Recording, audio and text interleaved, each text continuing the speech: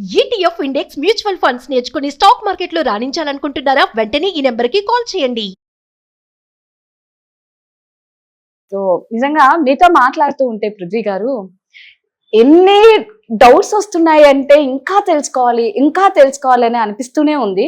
అంత చక్కగా విశ్లేషిస్తున్నారు. First thing. Next ఏంటంటే ఇప్పుడు మనం భార్య చేతుల్లో బలి అయ్యే భర్తలు బాగానే ఉన్నారండి. ఆఫ్ కోర్స్ మీకైతే ఇంకా ఎక్స్పీరియన్స్, మీరు ఎంతో మందిని చూసింటారు కాబట్టి కొంచెం ఊరట ఏదన్నా ఇస్తే బాగుండేమో అనుకుంటే కొన్ని ఏవో చట్టాలు వచ్చాయి. భార్య కూడా భర్తను పనిష్మెంట్ ఇట్లా ఇబ్బంది పెడితే ఆవిడకు కూడా శిక్షలు ఉన్నాయి అని చట్టాలు వచ్చాయి అన్నారు. నిజంగా ఆ చట్టాలు వచ్చాయా? ఆ చట్టాలు ఏంటి ఒకవేళ వస్తే? భార్యని ఇబ్బంది పెడితే భర్తలకు పనిష్మెంట్ ఉంది, కానీ భర్తలు ఇబ్బంది పెడితే భార్యకు పనిష్మెంట్ లేదమ్మా. ఇప్పటివరకు అయితే భర్తల్ని ఇబ్బంది పెడితే భార్యలకి లేదు పనిష్మెంట్ లేదమ్మా. అంటే ఇప్పుడు భర్త భార్య రిలేషన్షిప్ లో జరిగేటువంటి అంశాల మీదే మనం మాట్లాడుకుందాం.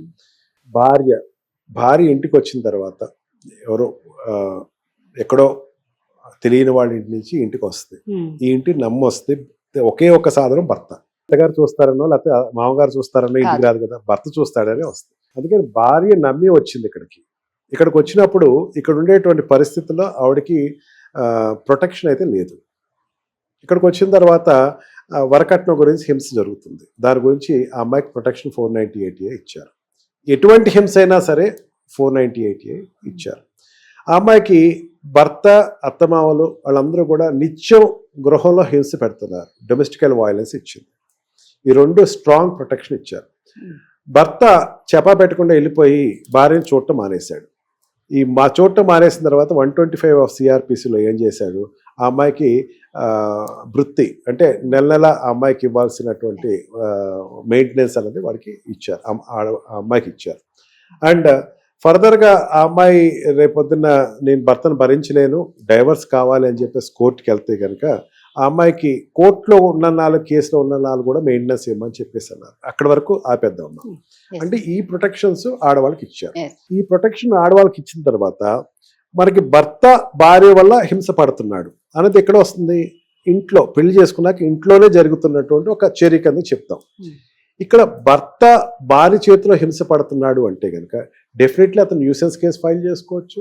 అతను వెళ్ళి కొడుతుంటే కనుక, భార్య కొడితే కనుక అతను వెళ్ళి క్రిమినల్ కేసు ఫైల్ చేసుకోవచ్చు. He can file as any case which he likes. దానికి ఎటువంటి ఆపటం లేదమ్మా. మెయింటెనెన్స్ కి అడుగుతున్నటువంటిది ఇప్పుడు నాకు ఒక 1 కోటి రూపాయలు నాకు ఆదాయం వస్తుంది అంటే నువ్వు 50 లక్షలు అడుగు తప్పలేదు. నాకు నేను సంపాదించేది 30,000 అనుకోండి. నా భర్త 1,00,000 రూపాయలు సంపాదిస్తున్నాడు, నాకు మెయింటెనెన్స్ ఇచ్చేసేయండి, 30,000 ఇచ్చేసేయండి నెలలా అంటే మొత్తం ఊడ్చి ఇచ్చేసి భర్తకి ఇవ్వరమ్మ. ఇప్పుడు పెరిగిన కాన్సన్ట్రేషన్ ఆఫ్ జడ్జిమెంట్స్లో ఏమంటాడంటే భార్య స్థితిగతులు చూడు, భార్యకి సంపాదించుకునేటువంటి పరిస్థితి కనుక ఉంటే గనక భార్యకి మెయింటెనెన్స్ ఇవ్వక్కర్లేదు. ఆ భార్య కూడా డిగ్రీ చదివింది అంటే డిగ్రీ అంటే ఇప్పుడు డిగ్రీ హోల్డర్స్ భారతదేశంలో 32% పెరుగుతున్నారు అని చెప్పేసి అన్నారు, బోత్ మెన్ అండ్ ఉమెన్. ఆ అమ్మాయి కూడా సంపాదించుకునే శక్తి ఉంది. ఆవిడ కూడా సంపాదించుకుని నేను సంపాదించుకోగలను అనుకుంటే మెయింటెనెన్స్ అడగద్దు, నేను సంపాదించుకోలేకపోతున్నాను అంటే రీజన్ చెప్పి మెయింటెనెన్స్ అడుగు అని చెప్పేసి జడ్జిమెంట్స్ వచ్చినాయి. అంటే భార్య ఏదో ఇష్టం వచ్చినట్టు తను ఎంత కావాల్సిన అంత మెయింటెనెన్స్ అడిగితే ఇచ్చే పరిస్థితి ఇప్పుడు ఉండేటువంటి జడ్జిమెంట్స్లో అయితే ఈ మధ్యన ఆపేశారు. ఆ అమ్మాయికి ఏదో నాకు 10 లక్షలు కావాలి, 20 లక్షలు కావాలి అంటే ఈవెన్ కర్ణాటక హైకోర్టు ఈ మధ్యన ఇచ్చిన judgement, I think justice Lalit గారు అనుకుంటే, ఆవిడ చాలా క్లియర్గా చెప్పారు. ఏంటి 10 లక్షలతో అమ్మాయి ఏం చేస్తుంది అని అంటే అడిగారు. అంటే అనాలోచితంగా ఎక్కువ అడిగేటానికి లేదు. అతనికి వస్తుంది కదా నాకు ఇచ్చి, నువ్వేం చేస్తావు ఈ 10 లక్షలతో, నువ్వేం చేస్తావు ఎంత డబ్బుతో నువ్వు చెప్పాలి.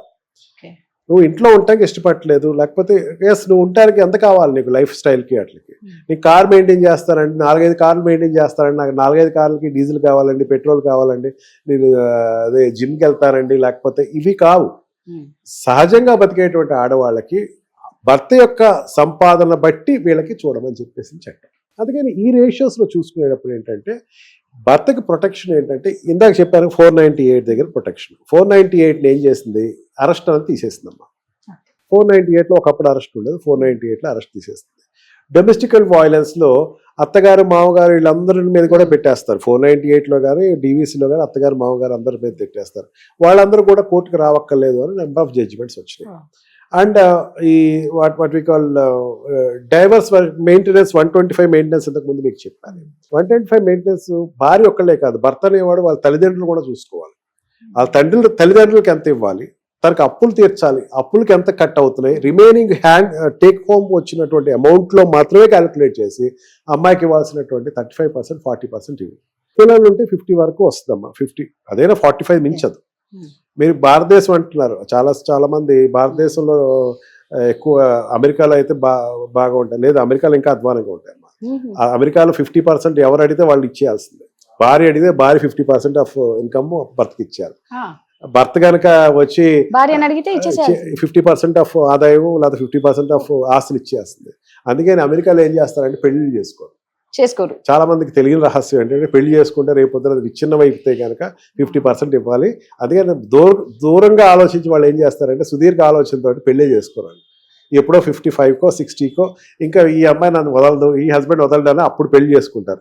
కొడుకుల దగ్గర మనవల దగ్గర పెళ్లి చేసుకునే సందర్భాలు కుక్కలు ఉంటాయి ఇక్కడ. ఆ టైంలో ఎస్ టుడే వాడు వస్తాడు, ఒక రింగ్ తీసుకొస్తాడు, I'm going to marry you on the occasion of your birthday అని చెప్పి ఒక రింగ్ ఇస్తాడు. ఆ రోజు పెద్ద సెలబ్రేషన్ చేస్తారు. ఎందుకంటే ఆ రోజు ప్రకటిస్తాడు మన ఇద్దరు పెళ్లి చేసుకుందామని, కొడుకుల దగ్గర సమక్షంలో ప్రకటిస్తాడు. ఇది అందుకని డైవర్స్ అనేటువంటి దానికి భయపడి ఇద్దరు చేస్తారు ఆ పని. ఇద్దరు కూడా డైవర్స్ అంటే భయమే. ఈ డైవర్స్ నుంచి తప్పించుకుంటాం కోసం అని చెప్పేసి పెళ్లిళ్ళో చేసుకోరు. అలాగే మళ్ళీ జీవితాంతం వాళ్ళు చూడాలి, కొడుకులు చూడాలి, మెయింటైన్ చేయాలి, ఇవన్నీ ఎందుకని పెళ్లే చేసుకోకుండా ఉంటారు. కానీ భారతదేశం ఇంకా ఆ నీచ సాంప్రదాయానికి ఇంకా రాకూడదని కూడా